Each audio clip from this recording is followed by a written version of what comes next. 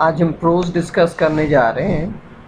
Pros का जो topic है वो कंपैरेटिवली शॉर्ट है और इसको हम ज़रा स्पीड से कवर अप करने की कोशिश करेंगे क्योंकि टाइम भी कम है और हमने टेक्सचुअल चीज़ों पे भी जानना है। The first point is the word. पहली बात ये कि ये प्रोज का ओरिजिन क्या है, एटिमोलॉजी क्या है। एटिमोलॉजी कहते हैं the study of finding the word root. The word prose first appears in English in the 14th century. It is derived from the Old French prose, which in turn originates in Latin expression prosa oratio, literally straightforward or direct speech. यानी इसका जो origin है वो French है और French से आगे इसका ओरिजिन लैटिन। अब इंग्लैंड में कहाँ से शुरू होता है, इंग्लिश लिटरेचर में प्रोज वर्क कहाँ से शुरू होता है? एंग्लो सैक्सन एज में किंग एल्फ्रेड द ग्रेट से ये स्टार्ट करेंगे जी। Alfred the great enriched old English prose with his translations, especially Bedi's ecclesiastical history.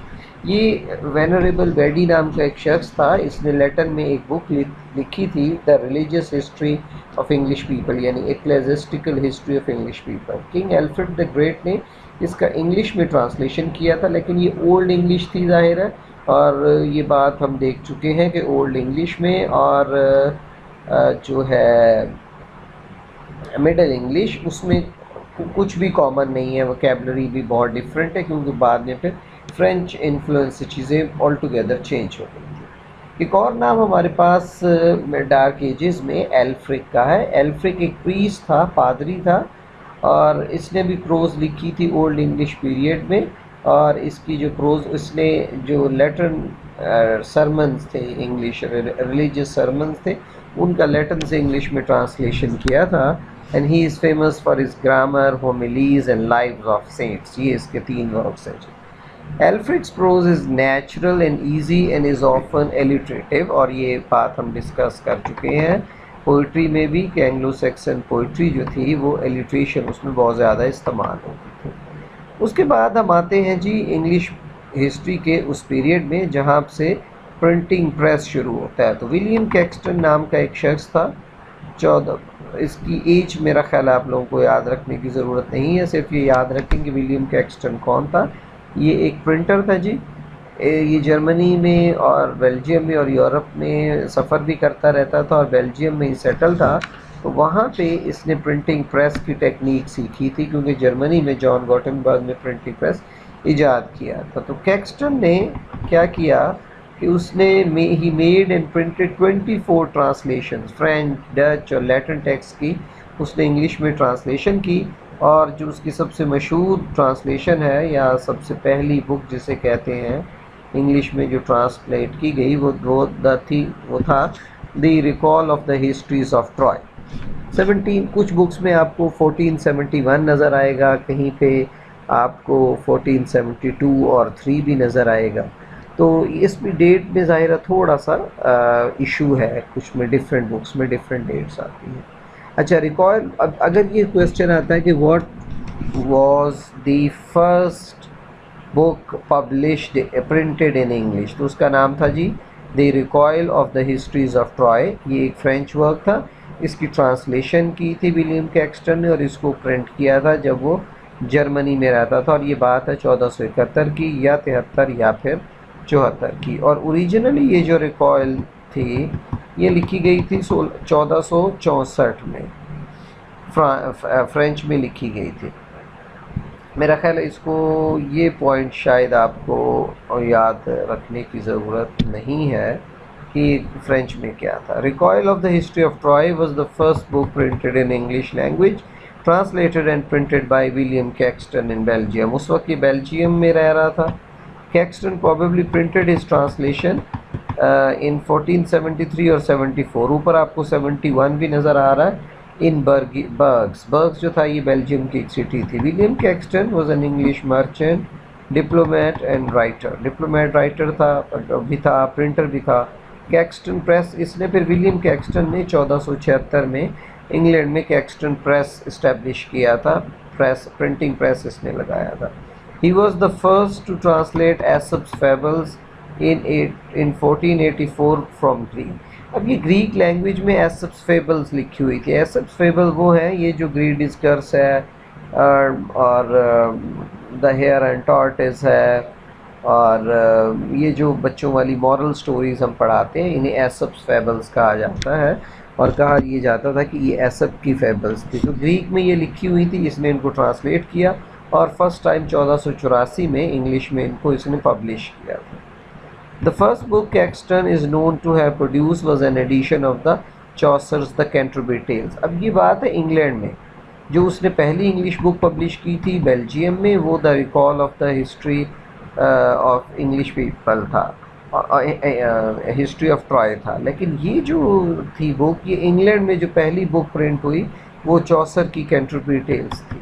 During the 15th century, Latin dominated the medium of expression, while English came to its own in 16th century with the arrival of mass printing।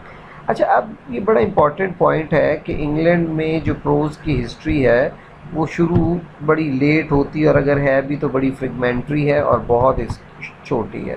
उसकी वजह ये कि जो best literature उस ज़माने में लिखा जा रहा था या वो लैटिन में लिखा जा रहा था या फिर वो फ्रेंच में लिखा जा रहा था, इंग्लिश को जो था वो कोई इतना मकाम हासिल नहीं था कि ये लिटरेरी एक्सप्रेशन की ज़ुबान हो। इवन फ्रांसिस बेकन को अगर आप देखें तो फ्रांसिस बेकन भी कहता है कि मेरा जो बेस्ट वर्क है प्रोज का वो इंग्लिश में नहीं है बल्कि वो लैटिन में है। और फिर वो कहता था कि English is a vulgar language, तो इस वजह से उसमें वो बिल्कुल भी नहीं लिखता था।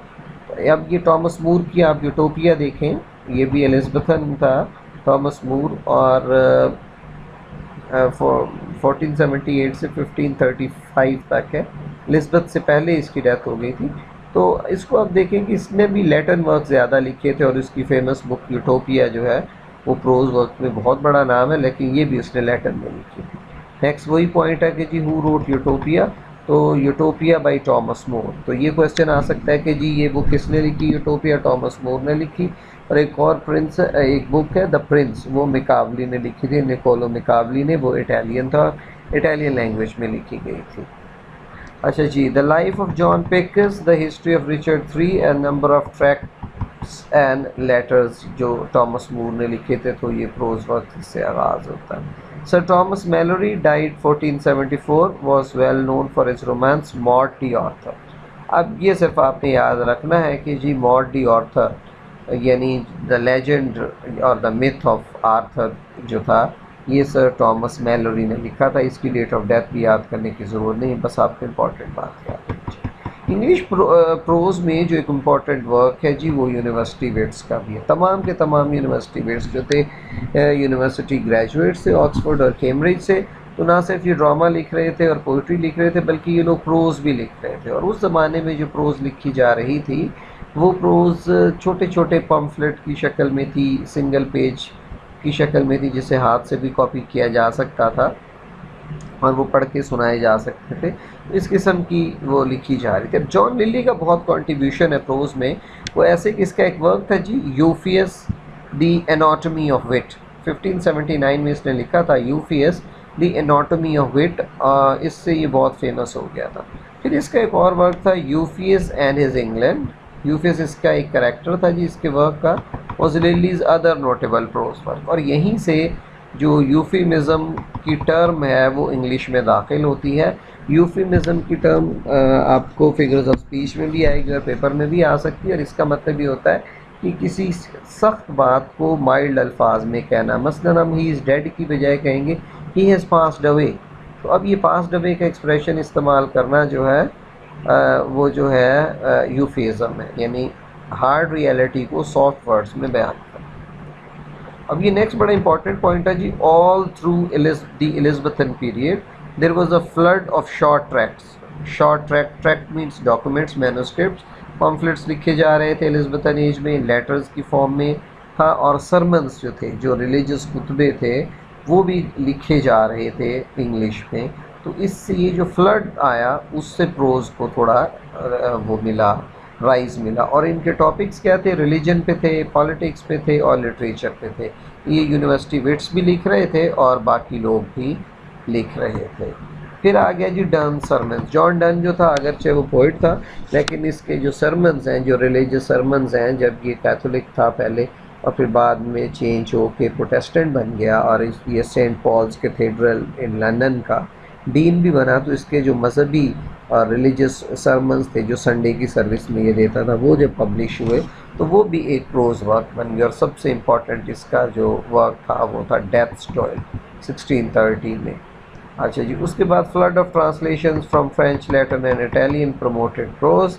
Stephen Gosson attacked poetry as immoral in his botanical treatise, treatise कहते हैं बुक को, द स्कूल ऑफ अब्यूज। अब ये and Sidney replied in his epoch making the apology for poetry. अब देखिए सिडनी की का जो प्रोज वर्क है, द एपोलॉजी ऑफ पोइट्री, से हम प्रोज में भी कंसीडर करते हैं और क्रिटिसिज्म में भी कंसीडर करते हैं। इसमें इसने पोइट्री को जस्टिफाई किया था कि इसका क्या रोल है और बड़ा इंपॉर्टेंट रोल है।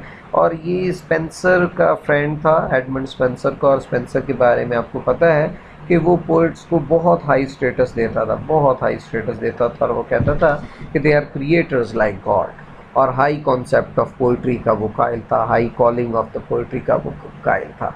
तो ये एक राइटर था जी स्टीफन गॉसन, उसने एक बुक लिखी जिसका नाम था द स्कूल ऑफ अब्यूज़, और उसमें उसने पोइट्री को अनजस्टिफाई किया कि ये बिल्कुल फजूल चीज़ है और आर्ट और लिटरेचर में और सोसाइटी में इसका रोल नहीं होना चाहिए, लोगों को मिसलीड करती है। तो उसके जवाब में वो भी प्रोज वर्क था, स्कूल ऑफ अब्यूज़ भी, और अपॉलॉजी फॉर पोइट्री जो थी ये भी एक प्रोज वर्क ही था।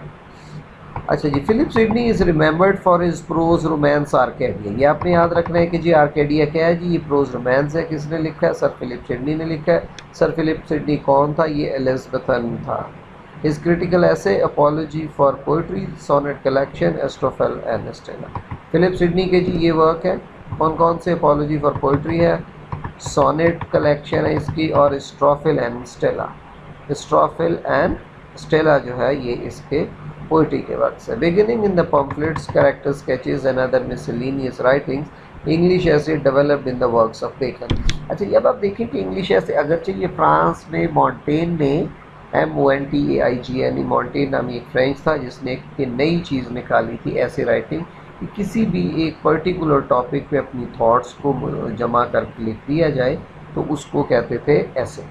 तो इंग्लैंड में जब आया तो फ्रांसिस बेकन ने इसको पॉपुलर भी किया और बहुत अच्छे एसेस भी लिखे, और इसके एसेस बहुत मशहूर हैं। तो ये रीजन इसका क्या था कि पम्फलेट थे, कैरेक्टर स्केचेस थे और लेटर टाइप की चीज़ें थी, और वहाँ से ये इसका इमार्च हुआ। सर फ्रांसिस बेकन जो था उसको, वो एलिज़ाबेथन एज में था, जैकोबियन एज में भी जिंदा रहा, and he is considered as the father of English essay.